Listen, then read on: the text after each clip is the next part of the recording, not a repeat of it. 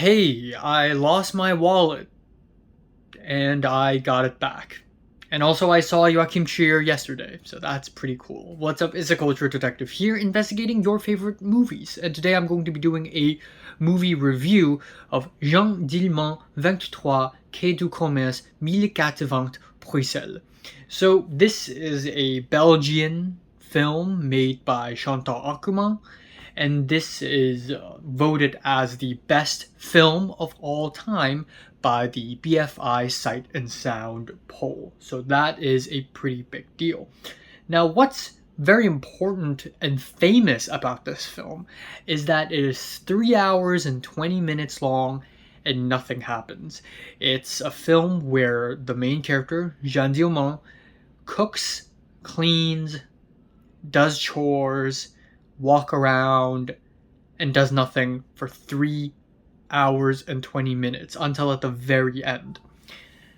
And so, for many years, I've been wanting to watch this film. I want to know what's up with this film, but I've been a little scared to watch it because I know it's one of the ultimate final bosses of slow cinema.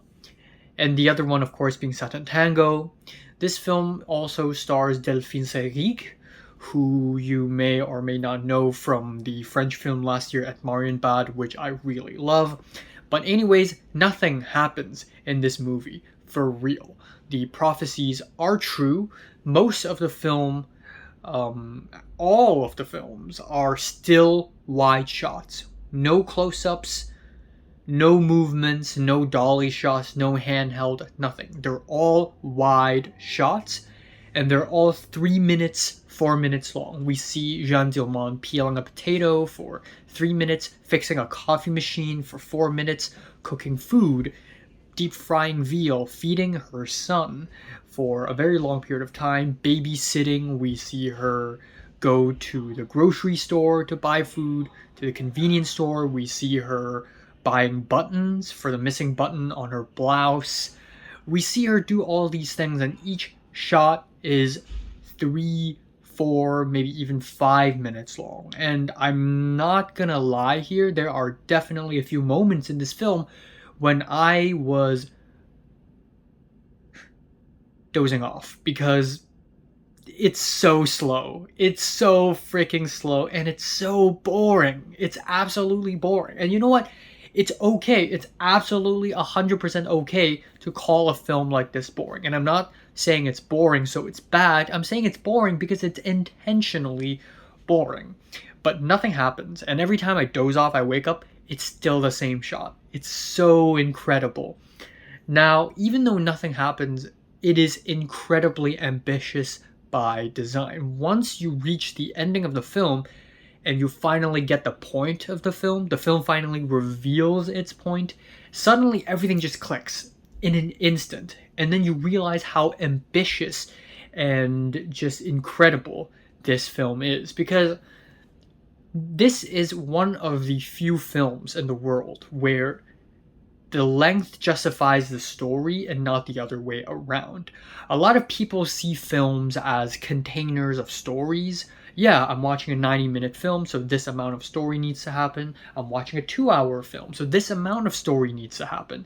But film isn't just storytelling. Hollywood filmmakers and mainstream business filmmakers may convince you that movies are just stories, but Chantal Ackerman says otherwise. She takes the film language to another level by essentially showing you nothing, by refraining from telling a story.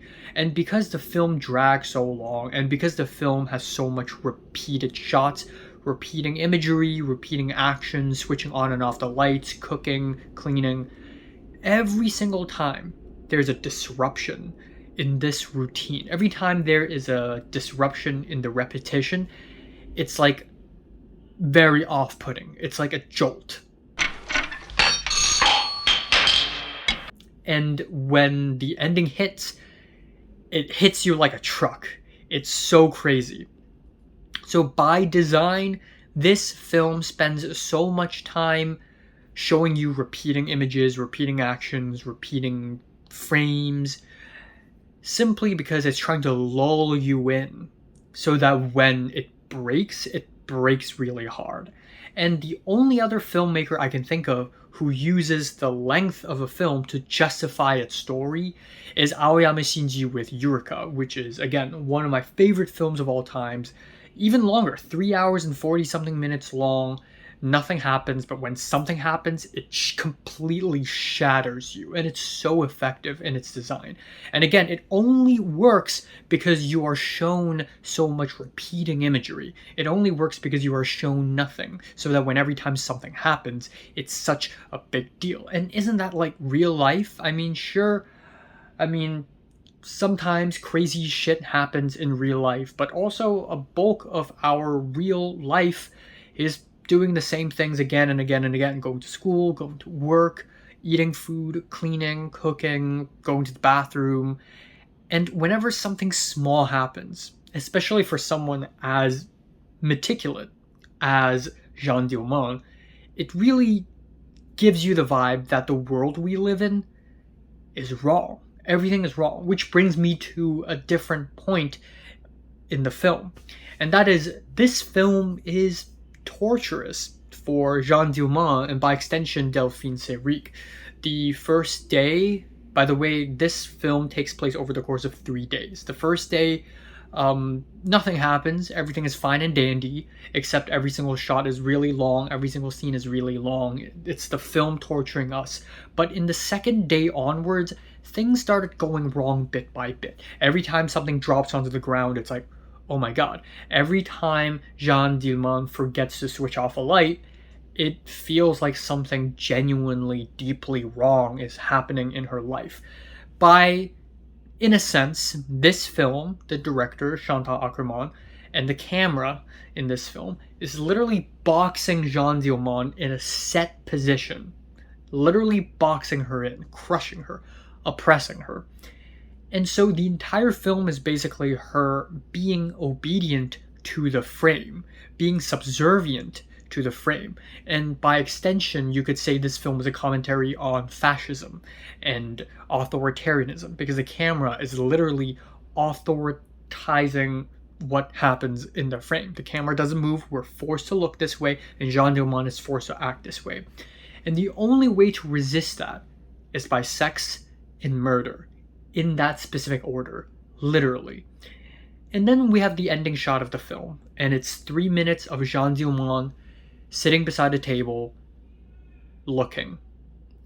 And you know what? I love it.